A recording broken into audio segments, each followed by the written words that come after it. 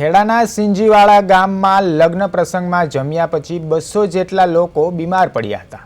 આ અંગે મુખ્ય જિલ્લા આરોગ્ય અધિકારી ડોક્ટર વી.એ. ધ્રુવે જણાવ્યું છે કે શંકાસ્પદ ખોરાક, હલવો, આઈસ્ક્રીમ અને પાણીના સેમ્પલ લેવામાં આવ્યા હતા। અમદાવાદની લેબના રિપોર્ટમાં પીવાના પાણીના સેમ્પલ દૂષિત પીવા પાણી ન હોવાના લાયક જણાવ્યું છે।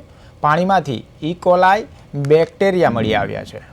પીવાના પાણીમાં લાઇનમાં ગટરનું પાણી મિક્સ થવાના કારણે આ પાણી દૂષિત થયું હતું। સરપંચ મનોજસિંહ રાઠોડે કહ્યું છે કે પંચાયત દ્વારા અપાતું પાણી એકદમ ચોખ્ખું છે, જ્યારે પરા વિસ્તારમાં આવતું પાણી પુરવઠાનું પાણી ખરાબ છે।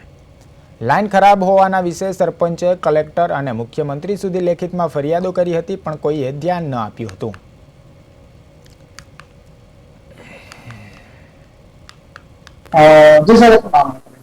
मैं डॉक्टर वी.ए. ध्रुवे, मुख्य जिला आरोग्य अधिकारी खेड़ा नडियाद।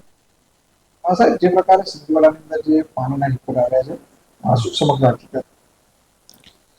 તે દિવસ જે બનાવ બન્યો એ ફૂડ પોઈઝનિંગનો હતો અને તે દિવસ અમે આપણે લગ્નમાં જે 5,000 લોકો જે જમ્યા હતા એની અંદર કોઈક વસ્તુ એવી હતી જેમાં કે ગાજરનો હલવો, આઈસ્ક્રીમ વગેરે છે, તે દિવસ શંકાસ્પદ હતો। સાથે સાથે અમે પાણીના અમુક નમૂના બી લીધા હતા, એમાં બી અમને પાણી દૂષિત હોવા અને પીવા લાયક નથી એવું જોવા મળેલ છે।